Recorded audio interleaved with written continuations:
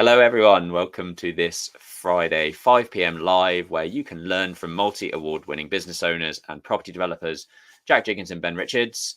Thanks for tuning in. This week, before we go into the agenda, I wanted to mention something that we forgot to mention last week, which should have really been probably the most important thing, because 2 weeks ago, we were winners of the Progressive Social Housing Investor Award at the HMO Awards. For those tuning in on YouTube, we've got some photos there of Jack and I up on stage with the business that we've been a shareholder in for the last 4 years, driving things forward with Aparo Social, where we're housing vulnerable tenants. We've built a £20 million portfolio over the last 4 years, housing 114 plus vulnerable sort of people with mental health issues and social educational needs. And it's been a real learning curve. So it's great to get some recognition for that. And I'm not really sure why we didn't mention it last week, because it's quite important. Yeah, too busy, I think. Too busy, yeah. So the agenda for this week, it's the 14th of June 2024. We're going to be talking about an evening that we spent with James Sinclair, who's a business owner. Number two, the old Maltings, going to be giving you some planning updates. We've got a planning application running and a planning application just about to go in, and I'm going to be talking a little bit about what that new application is going to be. Jack and I have been networking at Lord's Cricket Ground this week.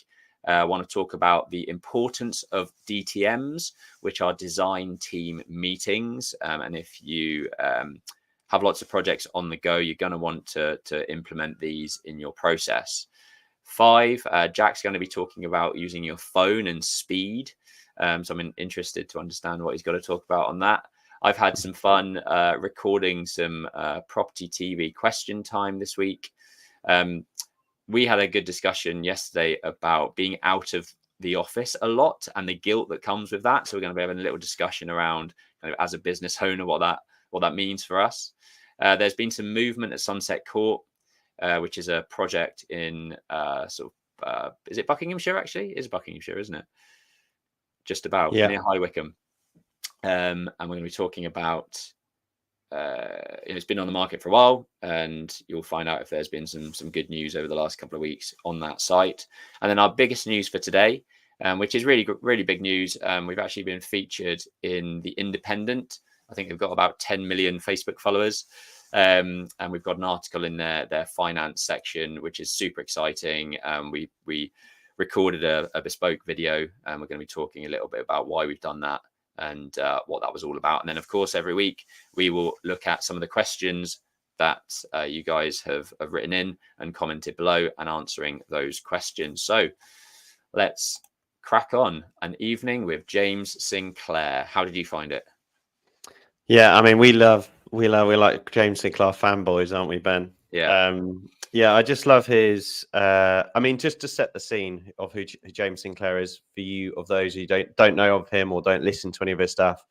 He's a very, what I would call, old school entrepreneur. Grew up with not a lot, went out on his own and set up businesses, and he's become super successful in probably one of the hardest sectors out there, which is sort of entertainment, retail, and food and beverage. But what we love is he's just really sharp, straight to the point. He's nothing, he wouldn't say he's the most book smart person, but he's just applies a lot of business metrics and morals, and sort of is very obsessed with business. And to what I was going to say, to set the scene, I watched a podcast with him and Daniel Priestley a few months back, and they were talking about if they won the lottery, that they don't do the lottery because if they won the lottery, it would discredit how good they are as businessmen. And I just love that mentality that everyone's out there like, oh, one day if I won the lottery, I'd do this and that. But their view is go out, create value. And if they actually did lottery, it would downplay how successful they've actually been and tarnish the value that they've, the value they've created, the wealth they've created, the businesses they've created. So I love that mentality. And it was actually the first time I've ever heard of someone not wanting to win the lottery. But that's James Sinclair.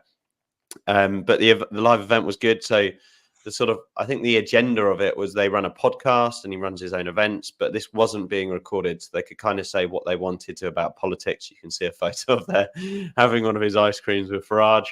So it was almost like an uncut, unedited version. But it was actually fairly tame. I thought it would be a little bit more, a bit more rogue, but no, it was good. It was a really good event. Good to see everyone in person. And it's one thing that I did take away is James said, you know, how many people are actually sat in the audience on a Monday night, giving up their evening, wanting to better themselves and their business, which is, you know, really key. That we're a minute, percentage of the population, and we are the odd ones out, and we are the weird people. But you know, it's refreshing to be in a room full of people that are going on this podcast. It's not all sunny skies. You do have shit times and you do have good times. There's probably more shit times than good times, which Ben was talking about our HMO Award. It's bittersweet to some degree, but it was good. And you kind of got to go out and see what they're like. And we actually coincidentally sat next to, behind Sam, who owns Blue Bricks magazine, who we're attending their award ceremony on Wednesday. So it's nice to see him as well. Nice. If you want to follow James Sinclair, so he runs the Business Broadcast, which is his podcast, which is, I don't know how many episodes he's done now, hundreds, but really, really interesting. He gets business owners onto the call, talks about sort of the 5 challenges that they're having in their business and gives his advice and words of wisdom to try and help those businesses. Jack and I have been one of those businesses. If you want to go back and listen to, I don't know what episode it is, but we went on there to talk about XP surveys and the growing pains of that startup business. And his big advice for us was to get a BDM, which we've now got, if you've been listening into the last couple of weeks of our podcast. But you know, it's it was great to get some feedback on how he would approach startup businesses, what he would do to get his first clients, how he'd maintain momentum and drive profit into the business. And that's what he's all about. You know, he's got a real ecosystem of businesses that fold into each other. And if you want to follow more of like a day-to-day, day in the life type process, that's what his YouTube channel is all about. So his business broadcast is all about interviewing business owners, and then his YouTube channel is all about day in the life. And it's been really interesting to see his journey. And I think over the last year, certainly on YouTube, he's hit that kind of rocket ship trajectory type level, whereby he's probably had more views and success in the last year than he did in his first 6 years on YouTube. And it just goes to show that consistency kind of compounds, and he's in that like exponential growth phase now on across the board, and he's getting huge amounts of opportunity from that, financial wealth increasing, and opportunities for people coming to him with their businesses, knowing that he buys lots of businesses. So he's getting opportunities that aren't on the market and other people don't have access to, and that's what kind of raising your profile can do. And we've spoken about that a lot. So yeah, if you don't follow James and you're a business owner, I would absolutely recommend you head over and tune into both of those things. I was just going to also say one thing he said when we were there. He thinks you should have 4 different sets of businesses, and I'm sure if you did go and follow his stuff, you'll see what they are. And what those 4 businesses, how they interact. But fundamentally, Ben, you might have to remind me of one of the top 2. Yeah, so it's one. What's your business at the moment? What do you want your business to be? The other 2 quadrants are a media company. So, raising your profile, marketing, creating media, creating content. And then the other one is a property company. So, he's sort of saying if you've got a media company like Disney, for example, they are predominantly, animation, film, TV type company, but they have merchandise that all of those films and TV things kind of drive more sales. They have the Disney World, Disneyland that they have alongside it, but the media company is the main business, and then it feeds all of those other businesses around it. And it's just a huge ecosystem of businesses. Yeah, and what I was going to go on to share is the media part. James Sinclair said that you have to allow a 2-year process to actually get any traction on sort of YouTube channels and the social media front, which is super interesting to sort of stick in there. I actually just pulled up his YouTube account. It's been open since 2013. He's delivered almost 700 videos. and he's got 79,000 subscribers, and it's probably been like a fairly flat plane for the first 400 videos maybe, and then started to really see the benefit of it. I'm fairly sure even at the start of this year, he was only on about 20,000 followers. Wow. So I think he's almost like tripled in size in the last 6 to 9 months. And that's, testament to kind of the consistency that he's putting stuff out there and the value that he's giving and all that sort of stuff. So yeah, fair play. Hopefully we see some of that sort of exponential growth with some of the content that we're getting out there. Cool. On to point number 2, the old Maltings. So if you've been following this project, this is an old brewery or brew house, Maltings House, in Abingdon, which is a stunning red brick building. We've got a planning application in currently to extend and include and construct 2 new build houses, which you can see where my mouse is over here, and convert one of the Undercroft units into a 21st flat. So we've got planning approval for 20 flats already. The works have started. They're progressing really well. We've got this application in to build the 2 new houses and the 1 extra flat. And feedback from the planning officer from that has been pretty good. Like there's a few things they want us to tick in terms of archaeological digs, and some more like environmental stuff. But the planning officer hasn't raised any queries in terms of massing, design, and things like that. I mean, I'm not going to count my chickens.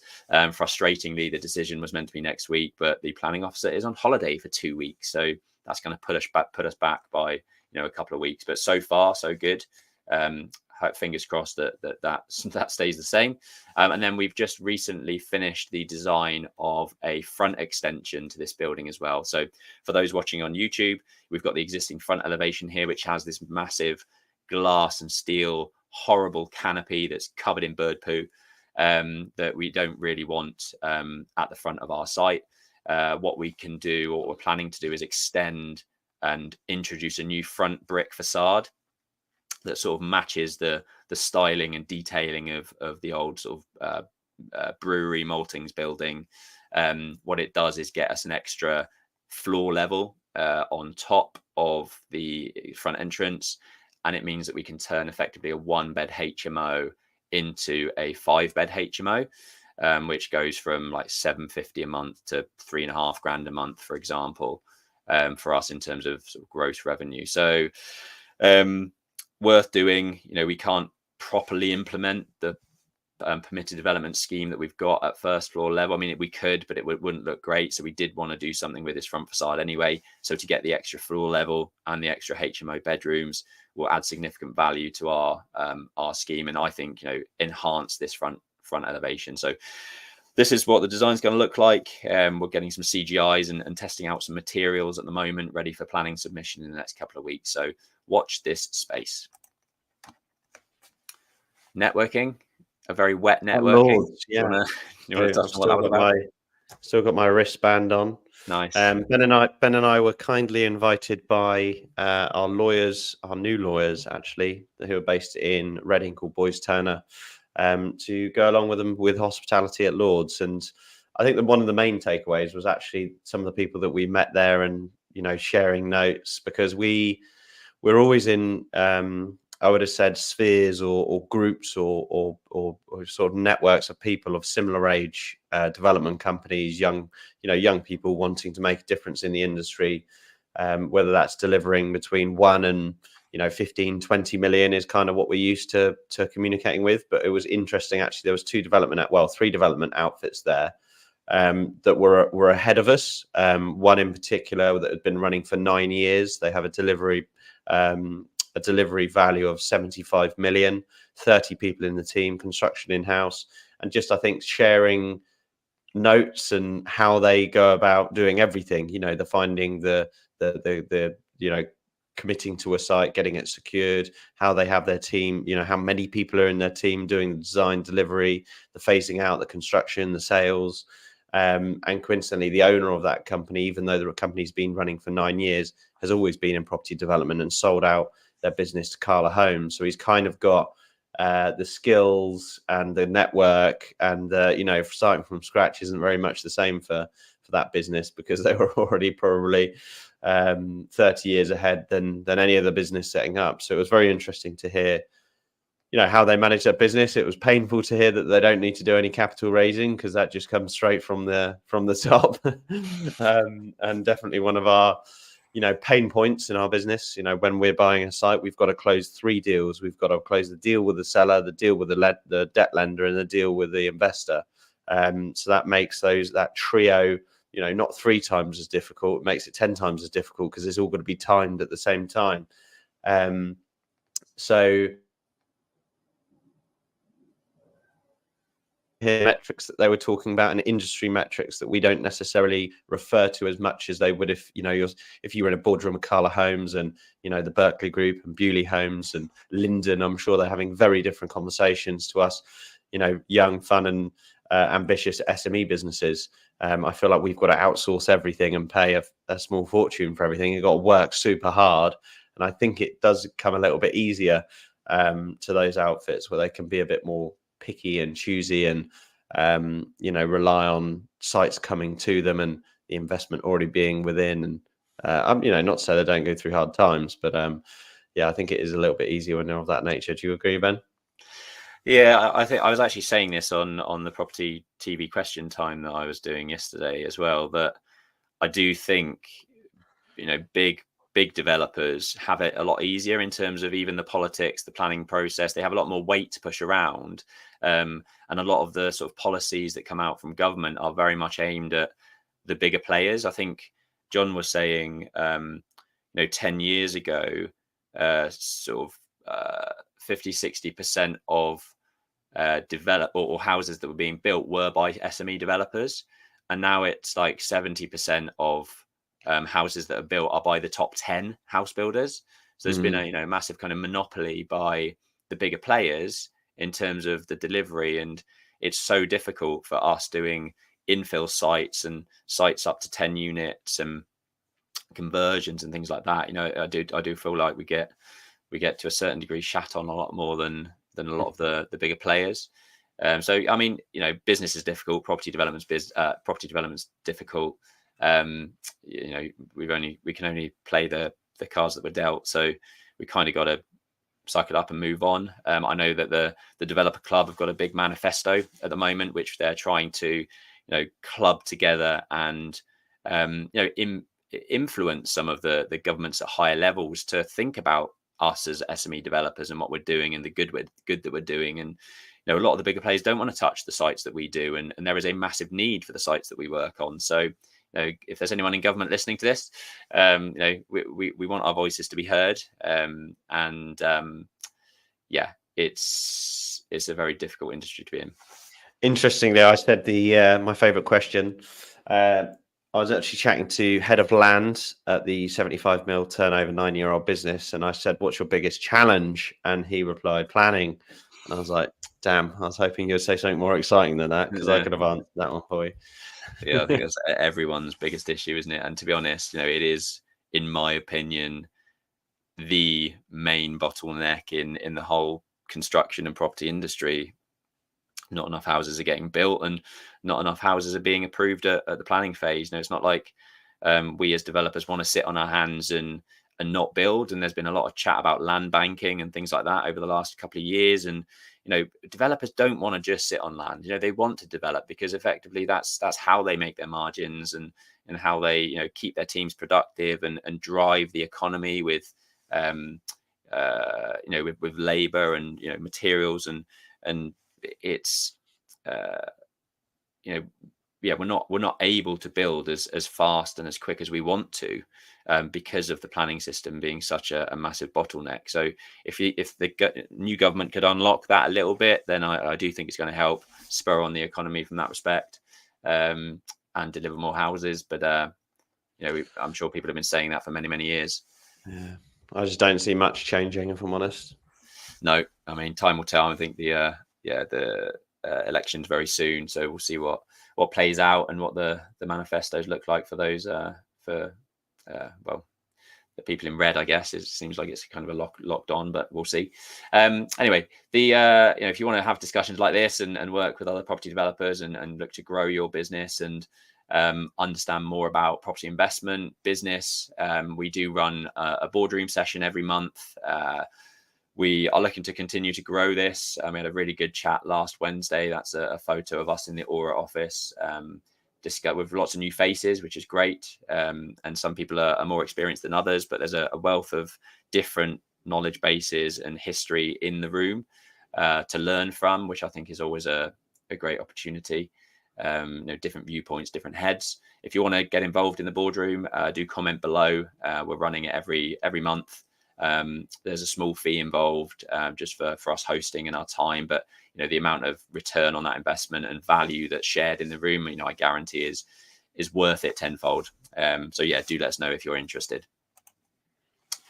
Cool. The importance of DTMs. Now, I wasn't really privy to what a DTM was until working for the Berkeley Group, and since then I sort of fully understand how important they can be. And a DTM stands for Design Team Meeting.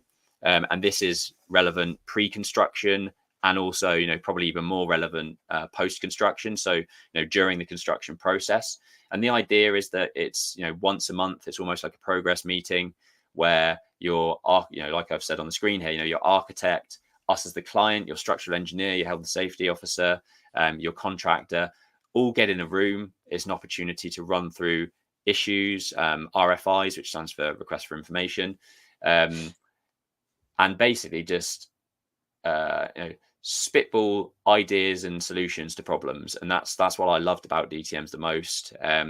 Getting a group of different skill sets around the room that are all involved in the project and making decisions there and then, instead of having loads of emails going back and forth, just having one time every month where everyone gets in the same room, has a agenda of items to cover, and us as the client can be sitting in that room, ask the difficult questions to the engineer. Why have we designed it this way? Can't we design it this way? And it's a chance to challenge everyone in the design team, challenge the contractor, push and drive the design and the construction along, and it's going to speed up the whole process if you can have these on a regular basis. So if you haven't got DTMs within your process, whether that be on-site meetings or in an office where you can bring drawings up on the screen, talk them through, discuss issues, then I would highly recommend you get them in as part of your process if you're in the delivery stage. Can I just add on to that? So the site that I worked on in West London, which was a £7 million office fit out, 170 trades on site, quite a lot of integrated, professionals that were working in it, predominantly M&E and architectural design, and then actually project management. And I was working on behalf of the project management company.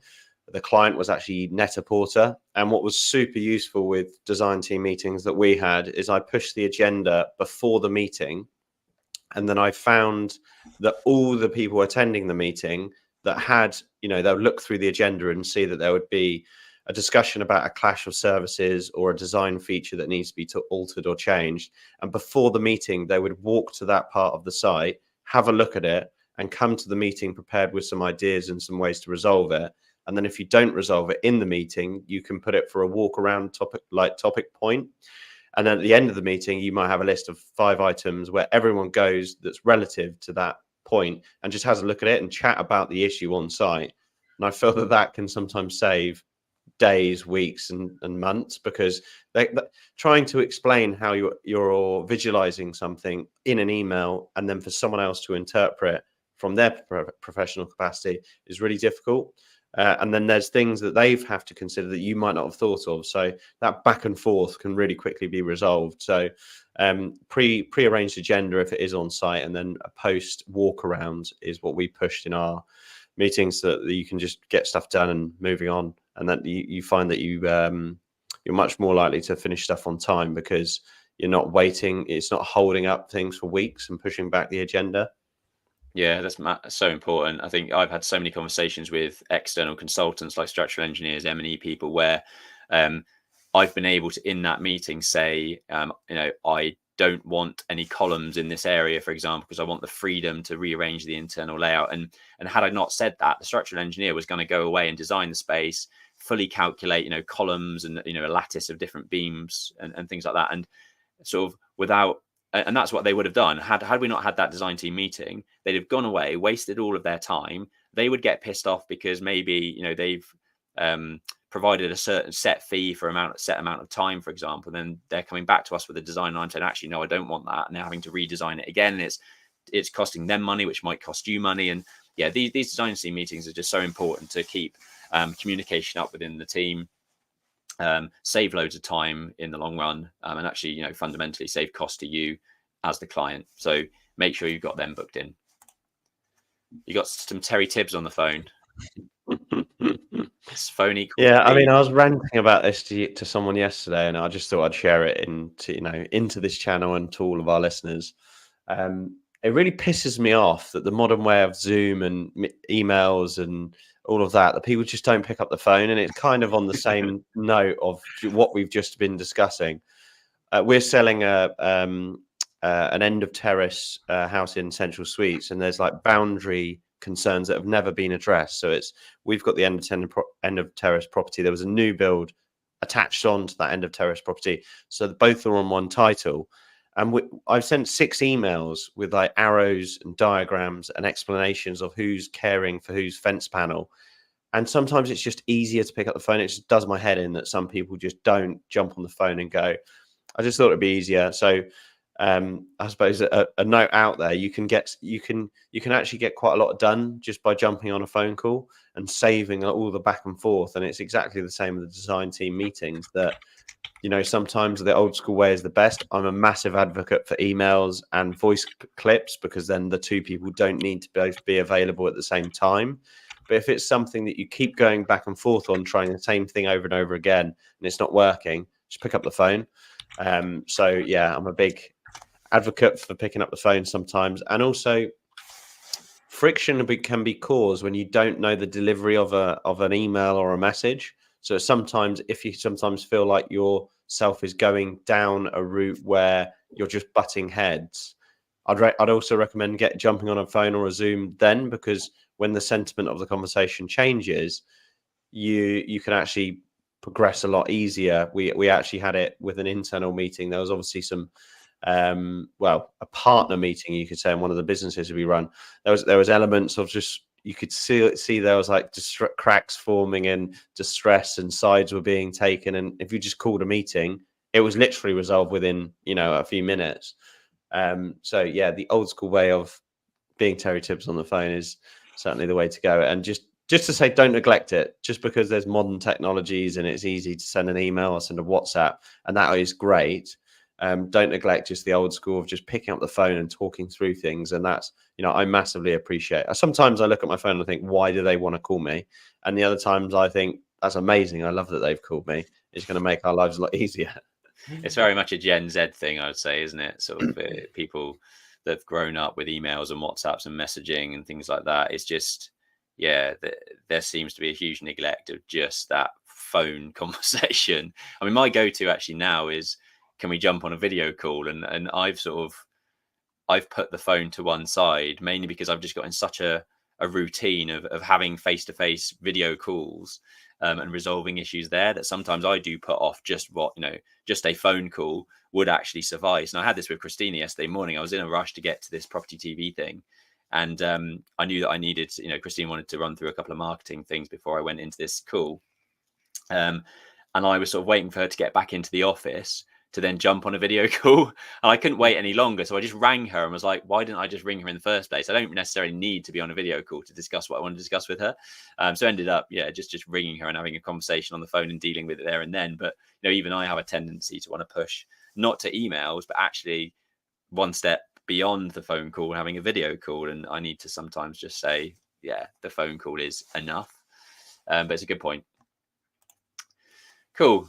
Property TV question time. This is actually for Aura. So we've been pulling a lot of our spend recently from pay-per-click advertising and some of our like Facebook campaigns and Instagram, and leaving that more to our sort of organic reach and content creation. And we're putting that spend into more PR, which we've never really done before. And I do think we've probably been missing a trick, or it's certainly something I want to be testing out. So we're looking at reaching out to magazines, trying to get articles in Grand Designs and Design and Build and Self Build and all these sort of platforms that people read to extend, refurbish their homes, for example. But another thing that we've been looking at is TV and what we can do on that from that perspective. So I met Michael Hammond, who's one of the sort of founders of Property TV on Sky.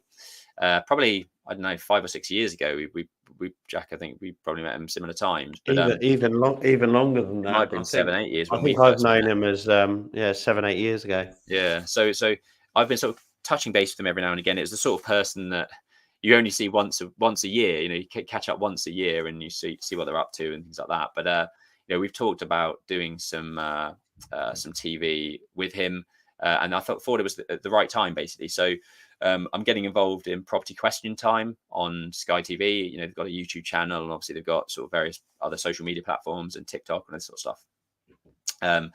It's where people can write in to the question time with their questions. John Howard, who's on the screen next to me, photoshopped very poorly, is a regular, and they have various other guests that are from different backgrounds: property investors, tax specialists, developers, architects, everything in between, really, anything to do with property. And we'll see how it goes. I've signed up for sort of 3 months, so I'll be recording 2 episodes every quarter, I think. And the added benefit is that Aura are they're creating an advert for Aura. So either side and in between at the breaks on Sky TV during Property Question Time, Aura's advert will be shown.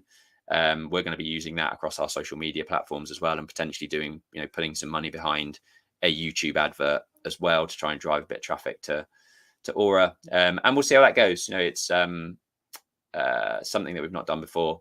It gets me out there a lot more as well from a personal branding perspective. There's obviously a lot of conversations about XP and the development stuff we do alongside the architecture stuff. And I really enjoyed yesterday. There's some really good questions coming in, a chance to kind of give a bit of feedback and some insider insight from a property developer and an architectural angle in terms of design and net zero carbon and NIMBYism and all those sorts of things. So I enjoyed it. It's due to come out in a couple of weeks' time, so stay tuned for that. Out of office guilt. We had this conversation yesterday where this week, last week, and next week, Jack and I are both out and about doing lots of stuff. We were at Lords yesterday, and we're actually at the races later today.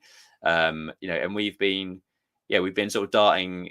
We've not been in the office a lot and not had a chance to do a lot of the day-to-day work that we would normally do. We've been pushing that into evenings and filtering through emails and doing a lot of stuff on the go. And Jack mentioned about the kind of guilt of that as a business owner, of not actually being sat at your desk and pumping out work and feeling like maybe these types of events are a waste of time, or you shouldn't be doing them. And I thought it was a good discussion point. I guess that's where you came from, Jack, in terms of the guilt of. Yeah, no, it's exactly that. I just chatting to Jane, our PA, and I was like, I've literally got a day in the office this week and a day or 2 in the office next week, and then my diary is pretty rammed for the rest of the months. And it's difficult when it's like hospitality and entertainment that you're doing with relative clients. And yesterday's conversations that we have would outweigh the time out of the office that we had, because you're thinking about strategy rather than micro problems. So, it's difficult. And I find that difficult to take a step back and go, I will have time out of the office and I will go to that event. I will, we actually talked last episode about being a yes man. And it's good to say no. And this is kind of like the opposite, that you sometimes got to control yourself from good opportunity of networking opportunities of getting out the office to say yes and say, yeah, I do want to be part of that. One of the reasons that I think this has been sort of stirring in my, mind about what is the right balance, being picky about what events. I definitely think if you get a lot of invites, like probably Ben and I do, you do need to probably be a bit more selective about what you go to. And for us, the Holiday Inn, PIN or PPN meetings just don't cut the mustard for me anymore. I just don't think they're worth my time. And that may sound arrogant, but it just isn't. There's once, there might be a needle in a haystack in those events, but to get to that needle is just so much aggro and probably lower level conversations that I just don't want to be having anymore. But one of the reasons it actually spurred on is because I played golf on Sunday with my friend who's a business owner, and another guy, but a guy that used to work for my dad in a company that he used to run. And he was telling me that pretty much every day they would be in the pub in the afternoon, Monday to Friday. And he said they worked hard, they played hard. And I was thinking to myself, I actually wouldn't be able to afford that time every day of the week. But they were communicating and engaging with builders because they were their main client base. So they built this massive client base and it was a successful company. And you've kind of got to, weigh up where your time should be spent. And it's difficult because I do feel guilty. If I'm going to, we're going to the races today, and we were at, Lords was slightly different because it was kind of in the evening and outside of working hours, which is easier. And events at the weekend I find easier. But I really struggle at a weekday to do anything other than be present in the business and be on site, be in the office, be with a team member, pushing everything forwards. And I feel that summer pulls all of those events all together in months, and you just have very little time to do the business stuff, which you should have a team for, and you should be, the art of delegating. I actually chat GPT the top traits of billionaires the other day, and it was, one of those top 10 traits was delegation. But yeah, I can't help feel guilty. I don't know if anyone else out there comment, because I'd love to hear if you feel that you're not as productive if you're out and networking or at events or being hosted at events. But yeah, it's difficult. You sometimes think, what did I get out of that? What did I actually, yeah, great, we might have won a survey, but has that warranted it? And is it actually going to go ahead? Or, it's very delayed gratification, which has always been, to be fair. And we've been banging that drum for a long time. I remember the days where it was 3 times a week that I would be at a networking event in the evening. That's definitely not the case anymore. Yeah, I literally had the conversation with Laura a couple of nights ago before we'd had the chat about, how much we were out. And I actually said this, I should be doing more of this from a strategy and a business leadership and a growth type sort of thing. We've spoken about going to, events in London that are more aimed at, tax specialists and accountants and raising finance and networking in those places. And, yesterday was a great example where speaking to the land director about a company that's 5 years ahead of us and kind of doing things that we want to be doing and learning from them. And without going to those types of events, you're not going to have those conversations. And you do never know where some of these conversations are going to go. But like you say, being in the right room is what we want to be. Like going to PPNs and pins and things like that aren't the right room for us anymore. We want to be doing, in a group where people are ahead of us and we can learn from those people. So I completely get the guilt. I'm sort of starting to shift the mindset to, as kind of leaders of the business and, entrepreneurs, we absolutely should be making time for those types of things. Like you say, you have to be selective. And you have to say no to a lot of these things. But I do think there is a fine balance, and just sitting at the desk might feel like productive and like you're getting a lot done. But the types of things that I'm sitting at my desk doing, for example, aren't necessarily growing the business. They're delivering the business, if that makes sense. And that's what the team is there for. And, the role as the business owner, the founder should be about sales and investment and business growth and all this sort of stuff. So the guilt is definitely there for me, but I sort of realised that it probably shouldn't be. Not all the time, anyway. I also find when you are out, you do then focus just on the really, really important tasks. Like I was trying to close off 2 offers on 2 properties, and that was all I was trying to do while I was out, as well as be present. And so you do tend to focus also on the more important things, which you should be, really. Yeah, rather than refreshing your email inbox or, sort of doing stuff that actually, it's low value. Being in the post, prioritize. Being in the post room. One thing I have found, though, it's more difficult to negotiate with a wife the more fun it is. If I say I'm going to the races and it's work, it's always like, oh, you always do fun stuff without me. yeah, my evenings, I'm being told off for being out too much at the moment, which I get, when you've got kids and stuff, it does change a little bit and the dynamic changes, which is why, I'm gonna have to be looking for more stuff that's 9 to 5, Monday to Friday. Cool. Movement at Sunset Court, thankfully. We explained, I think, a couple of weeks ago that we completed on the third property within this development. There's six properties in total, 2 houses and 4 flats. Both the houses are now sold. We only had one of the flats sold, flat 3, up until now.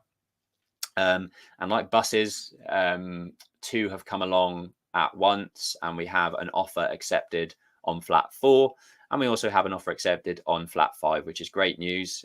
We've got asking price on flat 4, slightly lower than asking price on flat 5. It's worth saying, though, that is a reduced asking price. We did lower the prices about sort of 2 or 3 months ago by circa 25 grand, really. So it's still a good result. We do want to get these shifted. It is costing us money. Every month that goes by, we see our profit margin diminished by the interest costs of the lenders. So the faster we can get rid of these, the faster we can get that money in the bank and go again, and help with the cash flow within the wider businesses. Ben, do you know roughly? Obviously, we bought this site 2 years ago, April maybe? 2022. Yeah, so just over 2 years. Yeah. So our analysis on gross development values and flat values would have been probably, I can remember now, November, December, January 2022. Can you remember how far off that was to our original numbers? So it was actually the values that we're getting now are actually very similar to what we originally factored in, which is interesting. We've obviously had to reduce the price, but in hindsight, and that analysis is something we should do. In hindsight, we maybe were a bit ambitious and let agents maybe talk us into the values being slightly more than where they needed to be, because we've now had to backtrack a little bit, and we're now getting traction at the level that we actually expected to 2 years ago. That being said, when we did launch to the market originally, the market was far better. We did actually have offers on flat 4 and the houses almost as soon as we were on the market launching them. They fell through because of other reasons, like the Thames water connections being delayed and the buyers had to pull out. So that has cost us money, because we were getting, talking about it, I think we've accepted an offer for, actually can't remember, 375 for flat 4, whereas we've had previous offers accepted at 385. Maybe slightly higher. So we've had to take a bit of a hit on those because of the interest rates at the moment and the way the market is. But when we look back 2 years ago, I think our total GDV will still be slightly higher. But on some of these later units, they're now coming in and we're accepting offers at the sort of level that we anticipated back in 2022. So yeah, it's been a roller coaster. The market has been super slow, but even Jack, it's probably worth saying you've had things on the market for the last 6 months that haven't shifted, and over the last 2 weeks, you've had offers on 2 of them. Yeah, it has definitely gotten better. I think for the very short term, I think the election date being announced isn't going to help the sales market, but I think it is slightly better than it was for the last 6-8 months. One thing that I was going to share with our listeners, and a process that I do, and I encourage Aaron in our teams to do it as well. Let's say you're bidding on a site and you don't end up securing the sites. Let's say it's a development of 6 or 10 or 20 flats, or whatever it may be. We often then, when it does come to market, look at the prices that they're achieving against what we originally put in our analysis, just to see where we were at. And I find that super educational for gross development value, valuing sites up essentially. And that's something that we one, because I'm just super nosy, and 2, I would want to see that if we did secure it, how we would be getting on as a exercise to do. So I'm sure there'll probably be people out there doing the same with this particular site that we're selling, and if they were as accurate as us, it would have been similar to their original figures. Yeah, nice. Cool. Point number 9. Oh, there's my, sorry, I did an animation to say that these two are under offer. Missed that. Wow. Cool. And then big news for one of the next points, which is we're actually got a featured article in the Independent newspaper in their business reporter section. So in the sort of banking and fintech or their finance department or whatever it's called. And it's an article all about how we've disrupted the industry over the last couple of years with all the various businesses that we've built. We built an ecosystem of 5 different businesses, all ranging from sort of 6, 7, and 8 figure businesses.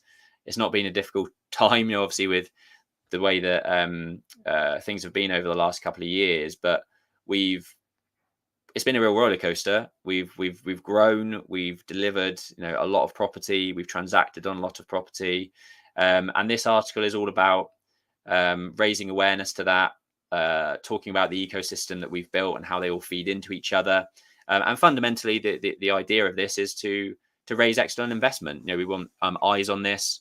We want people to look at this, think these guys know what they're doing, and want to invest in future projects and future businesses that we run. So this is another PR piece that we've not really done a huge amount of in the past. We've done the big launch today, actually, in terms of across our socials, getting the article out there. There's a 9-minute long embedded video that you can watch, which explains a little bit more about where we've come from, what we've done, and what all the businesses are about. And yeah, would love for people to share, comment, and engage with it, because we want to share it as far and wide as possible. We have done a lot. I feel like we've done probably 20 years worth of business in the last 7 years. And I think this video and article sort of shows that, really. Yeah, I was just going to add, if anyone wants like a really good summary, I know it's probably quite complicated that we talk about all these different businesses. And I always say to Ben on our YouTube channel, like, we should have like a really good explainer where we have like these are the businesses that we run. This is what we do. And I feel like this article, we've nailed that. And there's a succinct description of us, the business, what we're doing, where we're going, and then the video makes it an easier format. I'm a video person, so I'll definitely be tapping on that video to watch it. And it'll also be on our YouTube channel, so you can go and watch it over there. Yeah, good stuff. And then Q&A. We had I think we signed off at 5:51 p.m. last week, and literally as we clicked stop, Jordan Abday sent in a very interesting question, so we thought we'd answer that this week. So Jordan, if you're listening, thank you very much. And his question is there a type of projects, your current strategy, to increase the volume / number of schemes or size / GDV of schemes you are working on? Are there any schemes that you've had to leave because they're too big? Does that make sense? Is there a type of project, your current strategy to? I think the question is do you do lots of sites of little values or few sites of big values? And have we ever walked away from a scheme because it's too big for us? But yeah, so it's a very valid question, isn't it? I think if you've been tuning in previously, you'd have heard that in the last 2 or 3 years we have pivoted really in terms of what we do as a business. We realized that we were doing projects that were too small. They weren't turning the needle for us in terms of our overheads with our team that we've got. A project that might generate 100 grand profit and might take 2 years, that could easily be, actually, if things go pear-shaped or the market moves, could be 20-30 grand return instead of 100 grand. Those sorts of things just don't really spin the needle. And we realized that we needed to pivot to do bigger projects, whereby we've now set ourselves effectively every project needs to generate at least £400,000 profit per year. And those are the schemes that we look at. So £1 to £3 million purchase, sort of £3 to £10 million GDV. And that's a really good sweet spot for us. And that in terms of the returns are enough to sustain our business and grow and make good amounts of profit margin. So that's kind of what we focus on. And there definitely have been schemes that we've shifted on to other developers that are too big or maybe not right for us. And I think that's the beauty of having a strong pipeline that Jack's kind of created. Anything that you wanted to say, Jack? Yeah, I just wanted to say what Ben means essentially means that our costs and our overheads of running our business is the same, whether we're doing 10 £1 million projects or 10 £10 million projects. There's very little cost difference in that. So it's analysing what your output is. And to sort of use an analogy, let's assume you ran a little bakery and you had 3 employees and you could knock out a certain amount of baked goods. You wouldn't have one big corporate that was your only client, because if they then pulled the ladder up and walked away and went to another bakery, that would be all of your revenue. But equally, you don't necessarily want to work super hard just to have 1,000 clients who are the walk-ins, the customers that take a lot of work to just sell them one, bacon roll a week. You kind of want to work out your cost of your business, work out what sort of size you want to be delivering with, and that might work out as 10 big corporate clients. So that if one were to pull away, which is in our a site, so there is good value in risking out across different developments, so that you always have a multitude of projects that you're working on that can sort of soften any potential risks on one particular project. So that's how we look at it. But we've sort of carved our niche to be sort of 4 to 6 developments at any given time, sort of whether it's in acquisitions, delivery, or sales. And slightly bigger is actually better, until you get to like the big cheese, like the 50 unit plus, which you're then dealing with, national home builders and bigger firms that can, build cheaper than us and do a lot of things cheaper than us. So we're trying to stay small enough to be in a good area of the market and a less competitive area of the market, but as big as possible to warrant our profit margins and to get our team working on bigger stuff. And then as far as goes, are there any schemes you have left because they're too big? I think understanding what is too big is super important. One of the reasons beyond that is because the big schemes take so much time just to get it secured. You can waste all of your time on a big scheme or less time on 4 schemes, which, as we've just mentioned, could be less risky. And then equally also have the house of cards scenario. You don't want to have a project that could bring the whole business down. So understanding the sort of size for your capabilities and the size for your portfolio is really, really important to work through. I think, we would be comfortable delivering something pretty large, maybe like a 100 unit plus 50 million GDV plus scheme, but it would tarnish all the hard work that we've been building up to date. And it would be a stretch too far for the business, even though potentially our capabilities are able to deliver a scheme like that. Yeah, nice. I think the other thing which we touched on a bit earlier in this podcast is that your network is also so important. If something does come in that is too big for us, we're pretty confident that we'd have someone, in our network that would be capable of dealing with it, and there's an opportunity to potentially monetize that. Could you take a fee for making that introduction? If it's not a financial monetization, the goodwill that gives to a developer that's slightly ahead of us and slightly bigger than us, is also worth and is valuable. So yeah, I think even if it's not big, if it's too big for us, I think it's not that we wouldn't look at it, because we might also know someone that could deal with it and pass that on. But thank you very much for your question, Jordan. If anyone else has got any questions, we're here to answer them. We love answering questions because it's all well and good us thinking about topics that we might think that you guys find interesting, but fundamentally we want to be giving absolute clarity on things that you do want to know and find interesting. And the only way that's going to happen is by you asking the questions yourself. So yeah, do get your comments in below. We're here every Friday to answer them. So we can stack up the questions and answer them, numerous questions in one week if needed. I don't think there's anything else that I wanted to talk about. It's been 53 minutes of hopefully lots of learnings and lots of value from some of the things that we're out there doing. If you do have questions, drop them below. But until next week, have a good weekend and speak to you soon.